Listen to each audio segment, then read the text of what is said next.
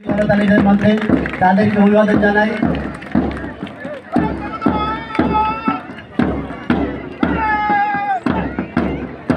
এ পর্যায়ে আনসার ও বিজিবি ফুলছড়ি থানা parade commander সুন্দরভাবে প্যারেড পরিচালনা করছেন, তাদেরকে আমরা করতালির মধ্যে স্বাগত জানাই। ফায়ার সার্ভিস ও সিভিল ডিফেন্স ফুলছড়ি থানা